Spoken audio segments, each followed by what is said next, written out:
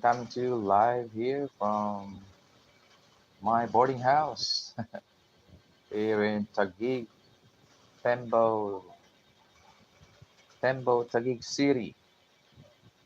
So before it's Makati City, now it's Pembo, Taguig City. It also has a different um, zip code already. All right. So I have just finished doing research for today for a particular topic. This is regarding the top 10 richest companies in the world and also the rise of Jensen Huang Company, the well-known NVidia. Let's wait for our audience to notice our live stream. And I thank all of my listeners, followers in Mr. Vince channel. I see a significant increase in my followers because thank you so much, YouTube and all the other creators that allowed their creations in shorts to be remixed. It really helped me get a lot of followers. Imagine in a 1 month to 2 months time, I gained more than 1,200 followers. That's really a huge improvement to my channel. And this motivates me also to continue. I'm not that kind of guy who just likes to green screen videos of any other people. I'm just using it really to gain followers and then continue with my podcast and create the long form videos later. I don't want to waste my efforts using these long form videos without any audience on it for years. So I just want to grow my channel as early as possible and then create my long form videos in the future. So I thank all the video creators, especially those shorts that helped me a lot to grow my channel. I'm gonna be doing my best to assist you also in your requests in the future. So I will be a tech. Uh, this is mainly a tech channel. Like if you know the Marcus Brownlee is one of the YouTube's tech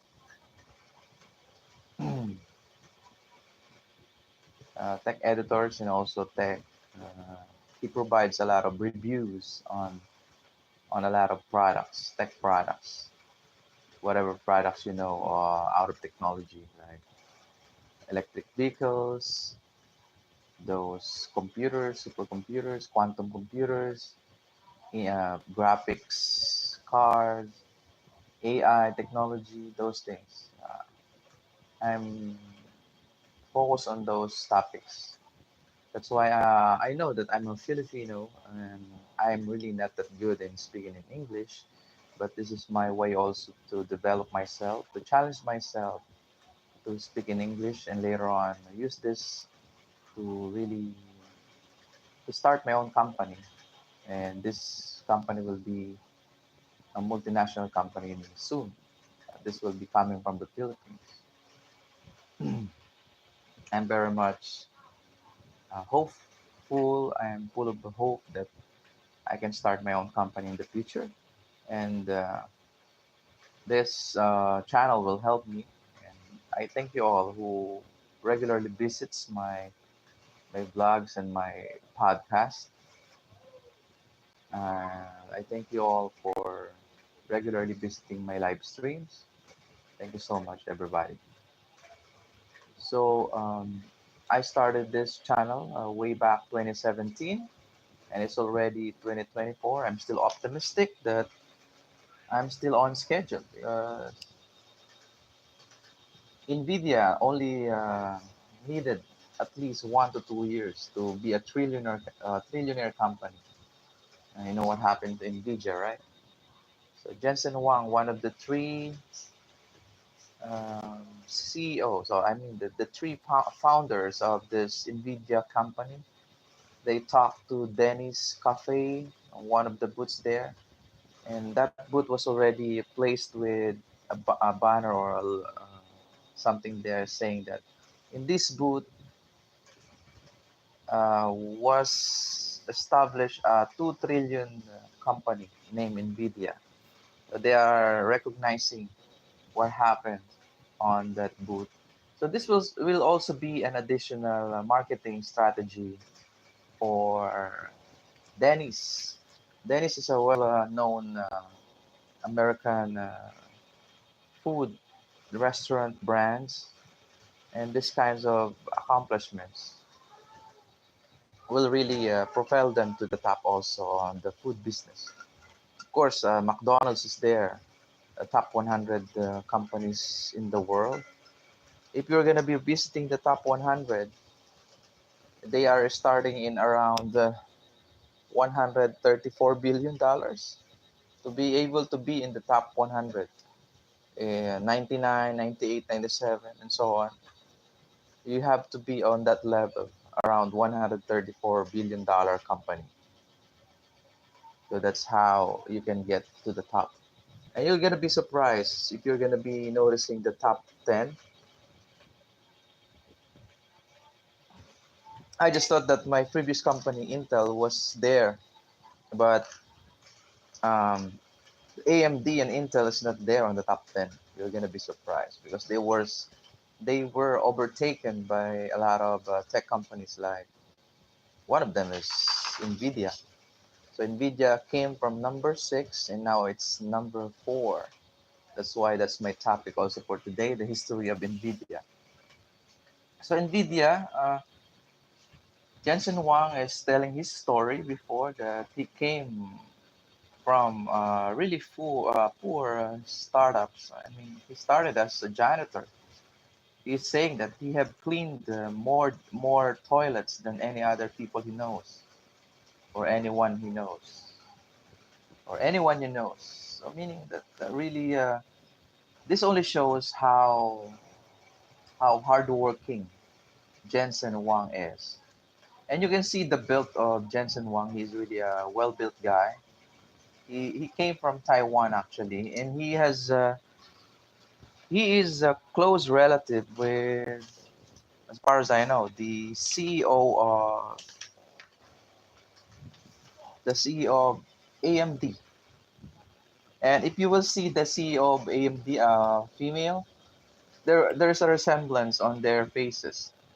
You will notice that Jensen Huang is the female version of her relative, the AMD CEO. They are related in blood. They both came from Taiwan. That's why U.S. is really protecting Taiwan because Taiwan is really in a good partnership with the U.S. because those two CEOs, imagine, came from Taiwan, but they are really much more loyal to be in the U.S. or to U.S. Uh, rather than China. Although, as we all know, that Taiwan is seated just miles away, some miles away from mainland China. But these two CEOs are living in the U.S. and they are helping those two big companies to be the top players in the industry of technology, semiconductor industry, and tech industries, and graphics and AI technologies. So right now, NVIDIA is leading the race in AI. They are should I say, the main player or the main processing or GPU, because AI needed GPU, not CPU. If you'll notice, CPU stands for a central processing unit, while GPU stands for graphics graphical processing unit, like that. Graphics processing unit. So GPUs mainly focus on graphics, but right now it was discovered some years back, around 2008. It was a feedback was given by a student, I think at Stanford or MIT University, saying that this GPUs is capable of deep learning. So deep learning is being developed by computers as the updates is being released on this GPU. So it is like a deep learning is a process. It's a development in the processing capabilities of these GPUs. They call deep learning or AI. So NVidia have beaten Intel or AMD in this race because they have focused on a different market. They focus on gaming market, which was very lucrative business during that time. And it's really very important for a particular person to have the intuition in himself. You should be intuitive. You should predict the future, what's going to be the next big thing in the industry in the future. So the intuition is really important, but you will not get any of this intuition traits if you will not gonna be studying. Like what I'm doing right now, I'm studying by myself. I'm not enrolling in any school because I don't have any means to do that. I only watch a lot of videos. I would say thousands of videos, podcasts, tech reviews, motivational speeches from great CEOs and rich people, companies. uh, AI generated videos also is also a good source of information. Right now, YouTube is already being invaded by a lot of AI videos, and they are now starting to put some controls on how they can monetize this AI videos. That's why I'm really not into AI yet. I'm waiting for Google to set the policies on how we can be monetized using AI videos. I'm more on still on my dependable old type uh, broadcasting to YouTube like this one, doing live streams. But I prefer live streams that has a topic, although it's just a short one, 30 minutes talk with you guys. I really want to have a topic at least to discuss. And I usually do a lot of research just to impart a lot of information to you and to other people from the Philippines on what's going on in the tech industry or in the any topic related to technology in the Philippines and in the world. So right now I'm talking about NVIDIA and the top 10 richest businesses in the world. So right now I'm talking about the history of NVIDIA, where during the time that Jensen Huang and the other two guys established this company, they have asked for supports or financial supports from Jensen's connections in the tech industry. So some people have lended them money, like around $2 million or $1 million, like that. But according to that person who lended the money, if you're gonna be losing my money, I'm gonna kill you. That's how dangerous during the time the situation is when it comes to money. But during this time, this motivates Jensen Wang to really pursue this business, since he have used his knowledge of technology for a long time. He has been exposed to a lot of semicon companies. That's why he have established this NVIDIA company. This NVIDIA word came from a word meaning envy. I think it's a Latin word that means envy. They just used the word NVIDIA and then created a very nice logo. You can check that on Google. So this NVIDIA logo is very nice. During the time that I'm into games, I always see NVIDIA, and I'm also fond of purchasing graphic cards during that time. But I really cannot afford some, some high-end NVIDIA cards during the time. Some people are really, really fortunate to be able to buy those things, but few are gonna be successful because they are gonna be using it the right way, like what NVIDIA company did, Jensen Huang and the other founders. During the time when they started the company, they don't have any ideas about PC or computers. So what they did is they buy a PC, a computer, and then dismantle it and see what's the opportunity that they can add on that computer. And that started the creation of the NV1 card. It's a card with the GPU chipset. It's then being called a chipset, not a GPU yet. It's like a graphics card. During that time, we call it a graphics card, and because Intel also produces chipsets during that time. We call it the ball grid array, the BGA chipset. So NVIDIA produced his own chipsets, and then later on put that chipset on a card, and they created a GPU, the world's first GPU, the graphics processing unit. The NVIDIA one or NV1 was not really successful. NV1 was really not that successful during that time. It almost closed the company because of the sales. It was not even a reach for 1,000 units. Imagine because of the price during that time that the release of that card was very expensive. As far as I know, is around $200, and then imagine selling just not close to 1,000 units. So how much is that?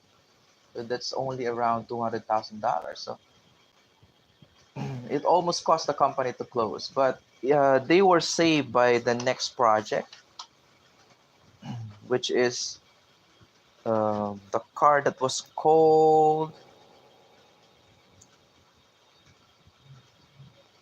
the Revo. I think it's Revo 128. Hold on, let me just go back to the Riva 128. It was saved by the Riva 128 card, and this Riva 128 card sold million units, and this started to make NVIDIA a millionaire company during that time. It started, and then they released the G4 series. It's now improving. The card is getting bigger, and it's getting better in the until they have released the latest one, which has covers already with a lot of fun. And this fun was enclosed on they enclosed it, and then they attached fans there to protect the internal parts of the card, and also to have a good cooling system because it really powers a lot of games. I remember those games like Dota 2, those games like League of Legends for PCs. It's really NVIDIA and AMD is racing on the war, graphics race during that time. But those years, like coming back at 2008, a student from I think Stanford or MIT just released some feedbacks to Jensen that this GPU is capable of doing some deep learning. So since they can increase the speed, the computing power of these GPUs, because they have released some cards that are programmable. They release GPUs that are programmable, and this also release an ability of those cards to adapt deep learning. And this is the start of AI or artificial intelligence. So artificial intelligence is based on GPUs, not CPUs. Although I don't know if Intel or AMD is doing something about it to uh, to do something to make GPUs of themselves, because there are really some lawsuits battle that will be going on if they're going to be creating a product, because there are patents for these kinds of products. specifically if these products are being monopolized by a particular company, they are ready for lawsuits battles to prevent other competitors from creating their own brand, but the patent or the technology is being owned by another company. So it's really prone to lawsuits.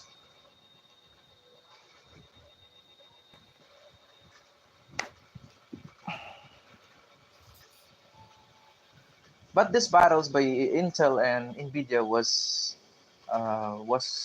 fixed sometime in 2020s. But this doesn't stop NVIDIA from developing AI. They were they are the choice. NVIDIA was the choice of almost a lot of companies to carry their AI technology on their platform. And mind you guys, AI will be in every company in this world. Like on this browser that I'm using right now, I'm using Brave browser.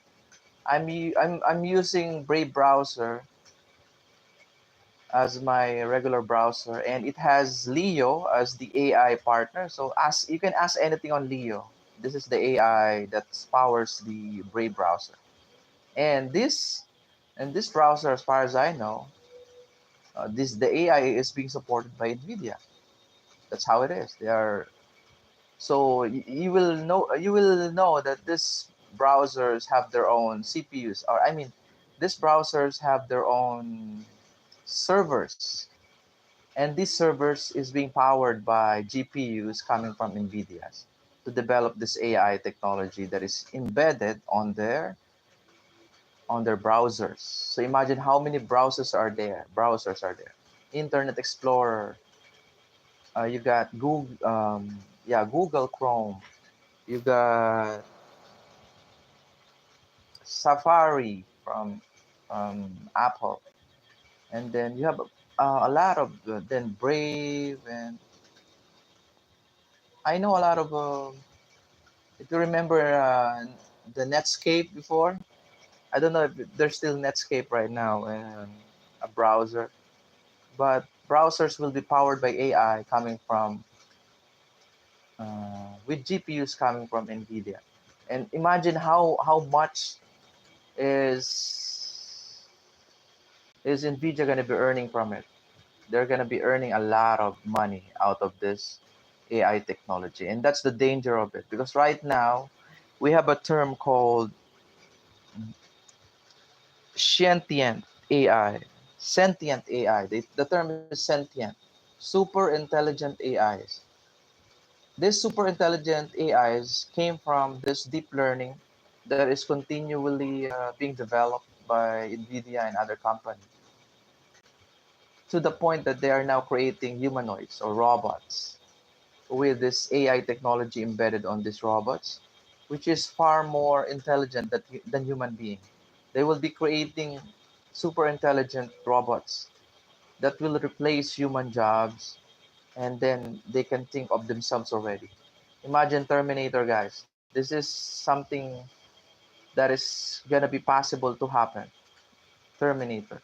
Only the good thing here is atomic bombs of the world or powerful countries with military capabilities launching this atomic bombs.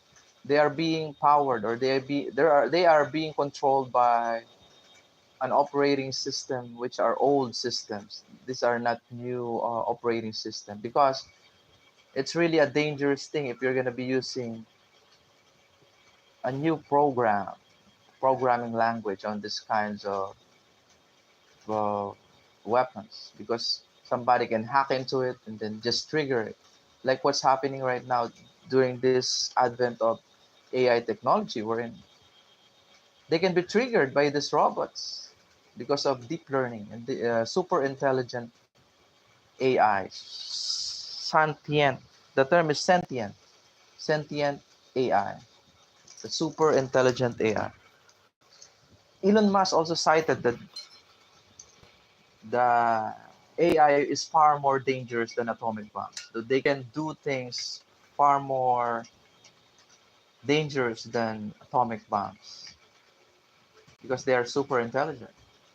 It just only needs a one madman. Just needs one madman to trigger this all. But of course, our hopes this will not happen, and because biblically speaking, guys, for those believers out there, this will not happen because there is a supernatural being there that will stop it. He controls everything. That's still my belief. I still believe in a supernatural being that's out there controlling everything. Although he is allowing things to happen at times, but he is still in control, and that's the reason why I'm still uh, what do you call that? I'm not really that worried because everything can be used. This AI technology can be used for good things, like in the medical industry. They can use that in medical industry to make accurate calculations because of course these are intelligent AIs. They calculate better than their computing power is better than human. Our mind is really good, but as you age, you get some illnesses like Alzheimer's disease or uh, that mental sickness wherein you can forget a lot of things. That's Alzheimer's, yeah, and other sicknesses. So AI doesn't have that. They are perfect creations wherein they are more efficient than human beings. That's why they're gonna be replacing a lot of jobs for the human race.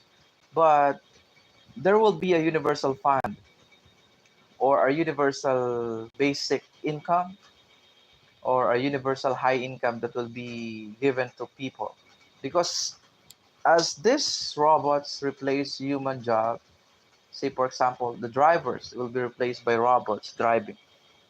I'll give you an example in Tesla cars. It has already a feature wherein self-driving. It is already self-driving, so it's partly a robot already because they can drive by itself. So it will, although they will replace drivers' jobs, it will also create other jobs. For example, who's gonna be fixing these robots? Although they can be fixed by another robot, right? But you still need the intervention of human being a lot of times. So there will be other jobs for human beings. So what will happen probably is our jobs will be like we will be improved. This will improve our way of living and our jobs will be upgraded. Yes, like that. So if you're a driver before, probably you're gonna be um, the robot's partner or the robot's technician, like that. It's possible in the future. Going back to AI or going back to NVIDIA. So NVIDIA now joins the top elite circle in the trillion-dollar companies in the world. It joins Apple, Microsoft, Saudi Aramco, and Google, and Amazon, and also Meta. Those company as the trillion-dollar companies of this world. They joined those circle, trillion-dollar business. So Nvidia already joined those companies right now. So what's next for Nvidia in the future? Let's just wait because even here in the Philippines, I still don't feel the AI technology being implemented at least 10% on the industry. I'm usually doing it because I'm a technical guy. I usually use AI. I seldom use ChatGPT, but I'm using Leo right now from Brave browser. It's an AI, and also I use AI at times whenever I do videos. If I don't want to be the voiceover of my video, I usually use AI as my voiceover. So we have text to speech, right? So I generate some script out of ChatGPT, and then I migrate that script to going to text to speech AI, and then it will generate a speech. You can choose a language there, Tagalog or English, and then you can save that as an MP3 file, audio file, and then save it, and then create your video, and then add that file, and then you have a video with an AI generated voice.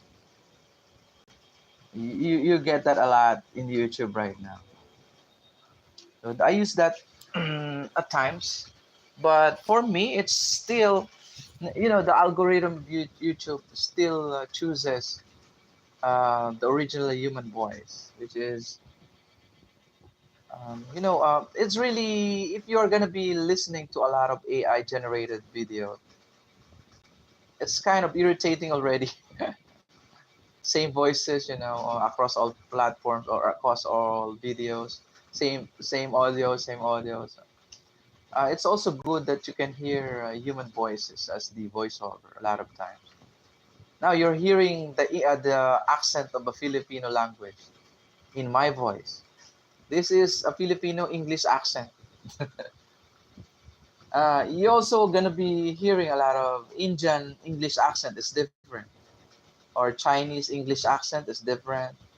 Russian English accent is also different, or French English speaker is also different accent. But according to a lot of studies, a lot of feedback, Filipino English is the sexiest language, the sexiest English language in the world.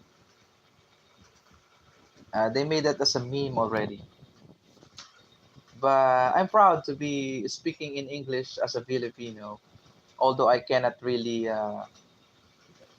should I say, I cannot really easily adapt to the way a natural English speaker do it. I'm still proud of the way I speak English as a Filipino. According to I came from BPO industry, and according to a lot of my customers, on that thousands and hundred of thousands of calls I made during my more than 4 years career in BPO, they really understands me well according to them, because going to going to India, and they really don't want a lot of times. I'm not being, I'm just being proud that the Filipino English is a good language to choose. That's why a lot of BPO companies are here in the Philippines because of that skills.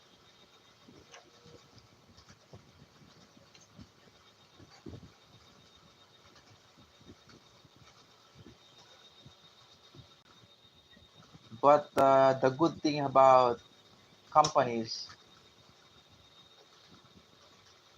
the only problem about here on this top 100 companies, there is no Filipino company, a company there, but there's an Indian company like Accenture, as far as I know, and the Tata Consultancy Services. Those are Indian companies, and then Taiwan is all there, and then what else? Netherlands, Switzerland. It's not really about the language, but it's really about how people are. It's really about the work ethics. Although we are rich in here in the Philippines, we are rich in a lot of um, say language. We have a lot of dialects here in the Philippines, but this really has nothing to do with being rich, as far as I know. It's really on the work ethic.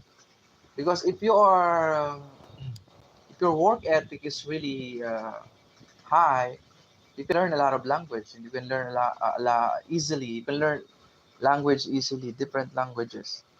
This will help you communicate well with other people, and then it can result to a friendship or deals, good deals with other people, other countries, and you can create your own companies. It started with communication. It starts with communication.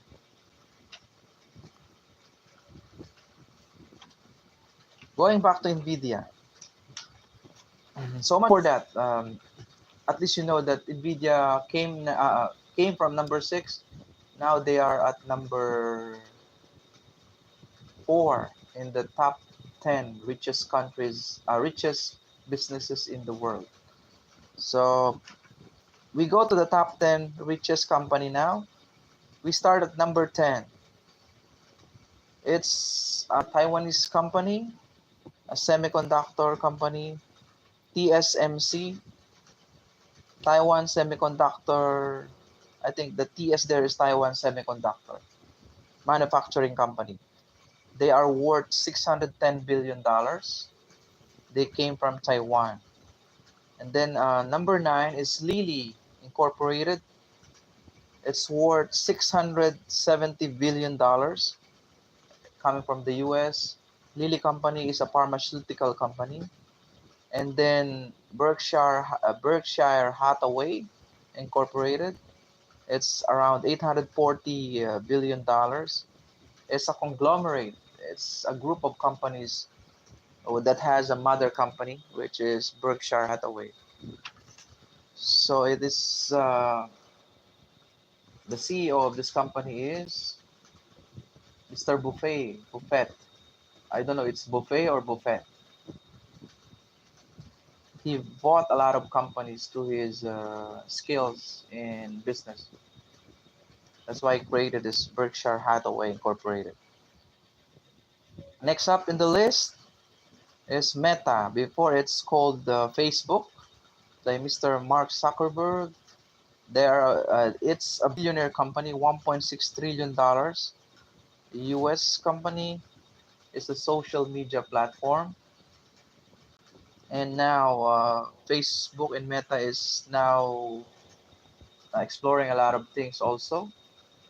Probably they're now exploring AI and also some software researches. And then next is NVIDIA. Now it's NVIDIA. Number 6, but this is not updated. NVIDIA, according here, is $1.65 trillion, but no, they are already at $2 trillion. They are number 4 right now. So making that Amazon to be the new number 6 at $1.76 trillion. And then next is Google at number 3 at $1.8 trillion. And then Saudi Aramco, this is, thank you, Nicole Stotts. Hi, thank you so much. Google is a search engine and a cloud computing. They are at number 3 at $1.8 trillion. And then you have Saudi Aramco at $2.02 trillion at number um, number 3 also. Number 3. So Google is at number 5 because number 4 is already NVIDIA. So Google is at number 5. Then Saudi Aramco is now at number 3 for 2.02 trillion dollars. It's a Saudi company. It is worth, it's a petroleum or gas company. They are worth $2.02 trillion. And then number 2 is Apple.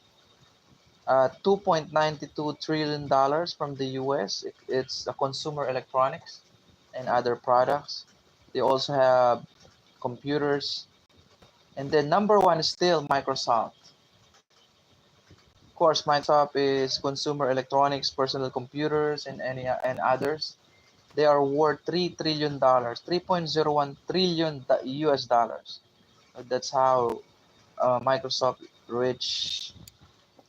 How Microsoft is so rich.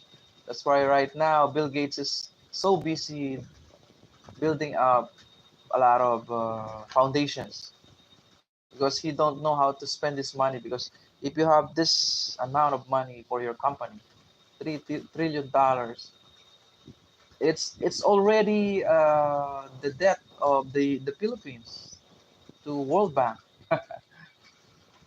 You know, we have $1 trillion of debt, but you're gonna be surprised. I have some ideas during the former President Marcos. As far as I know, there's something for the Philippines later on. We're just waiting it to be released. If this is really true, that the Philippines is the richest country in the world, considering the reserves, because of the former President Marcos uh, is claiming before. All right, thanks so much for our viewers right now. We have 5,000 viewers. Thank you so much. Hello, Nicole's thoughts. Thumbs up. Thank you so much. Please go to Nicole's house and follow her channel and like and subscribe also. And I'll be ending my live stream now. Thank you so much for all who watch my podcast discussing about NVidia being now the number four richest company in the world, doing research in AI technology, and also the top 10 richest company in the world for this June 2024. So Microsoft still number one, Apple is at number two, Saudi Aramco is number three. Then you have NVIDIA at number four and Google at number five, Amazon at number six, Meta or FB, Facebook number seven, Berkshire Hathaway at number eight, Lilly number nine, and number 10 is TSMC. Those are your richest companies in the world. Okay.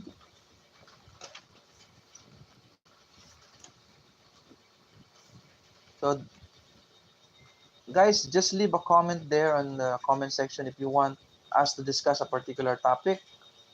If you want to know something about the tech industry that you want me to discuss, I'm more than happy to research that for you and I'll discuss it on one of my podcasts later on.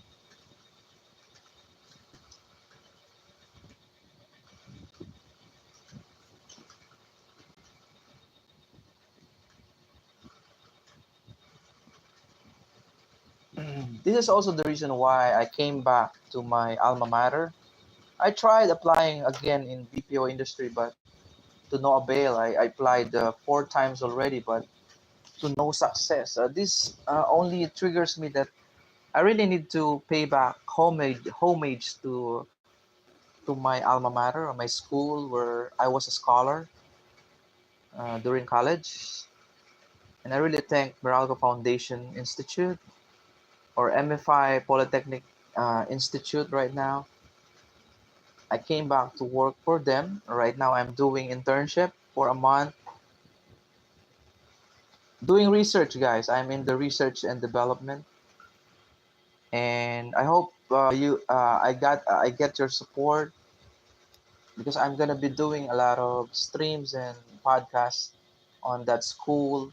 We're gonna be building our channel there and our department, the research and development team, and we're gonna start doing some podcasts or probably some uploading of long form videos on our project related because there you will see a lot of talented people there in that school, very talented people in skillful people trained also by Meralco Foundation.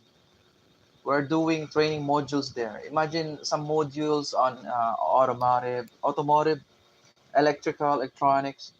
For example, how an inverter is being tested or is being used. We have a module of that inverter module where you just put the uh, the terminal pins on that module and you can test what's the output voltage, So we are making things easier for students. We sell those modules to training partners outside the school. For example, some companies like Coca-Cola and other companies, because on their companies they are training people also there. They need those kinds of module to train them, because it's really expensive if they're going to be sending people to Meralco and then teach them there in the school, and and the tuition is really high. So it's better for them to buy modules from the school, training modules, and then do the training in their companies. So we're doing that. We're open to partners in the industry. If you want us to create you a module on a particular, you can give us the requirements of what kinds of training modules you want. Say it's about welding, about automotive, solar technology. Say it's about what else? Instrumentation project, electronics. What else? CCTV. So those modules that if you want to test, want to conduct trainings on your companies, to want to if you want the training to be available in your companies, and you need those modules, training modules. It's a live module with additional manuals to give you instructions on how to use those modules. So in our research department, we are the ones preparing those modules manually, actually. So right now, there are no factories who is doing that, but some companies are doing it, but it's kind like a modular already. It's one device, all in one on that device, and they're selling it as a device. While our setup is a different one. It's really designed for a training environment. So you have a classroom, and then you have these modules placed on a vertical, like a vertical rack. Then you place those modules there, or you can put that on the table, and then you have terminal pins. Then you can do some tests and discuss particular courses related to that module. That's how we do it on that school. And also work creating projects related to the improvement of the school facilities, and like projects to improve the operational costs, the electricity costs, those things. Because the school is really old right now. It's already 34 years old. Our school is already 34 years old, and we really need to do some innovations in our school already. And we're looking for partners. And I'm also shouting out Coppel air conditioning. It has been one of our air conditioning unit being used in the school, and we are appealing to your kind hearts to give us a good deal about your air conditioning units. So since our school is primarily for scholarship programs, we are asking a favor from you if you can at least support us to upgrade our air conditioning system to lower down the cost of electricity on that school, and we can uh, go to a deal, probably at least a term, so you can help us, because there's a lot of couple air conditioning units in the school that needs to be replaced because it's really old. We are open to thinking about making it like a centralized air conditioning units, wherein there's the controls are just you can see that on the ceilings, square controls. Then there are flips that controls where to send the the uh, the the cool temperatures or the cool air from the air conditioning units. It's not a setup like vertical setup, but it's already on the ceiling. If you can visit some BPO companies, it's like that. And hotels, they have centralized air conditioning unit, but that's a very large project, and we're thinking other ways to replace our air conditioning units in the school, and we are looking for partners regarding that, and also solar energy. We're also appealing to those companies in the solar industry. We have a feasibility study on that. We're planning to put up at least 100 to 200 kilowatt solar installation on the roof of the school. But we're seeking some partnerships with companies who can help us start with this big projects. These are the futures of to still in the this will be for the Philippines and all our international partners out there, because our scholars have been sent to your companies overseas already. We have partners that was sent from different companies in Singapore, in the Middle East, in Australia, even in Europe. So we have a lot of scholars there. So this will be a very big help if you can assist us on these projects, because this will really lower down our costs to get more scholars that will be the future scholars of the school. And this school produce good students, very disciplined students, and very skillful students.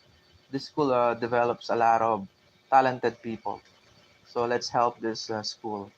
All right. Thank you so much for staying in my live, and I'm gonna be leaving you now. And see you again tomorrow. And thank you so much for visiting my podcast and my live stream.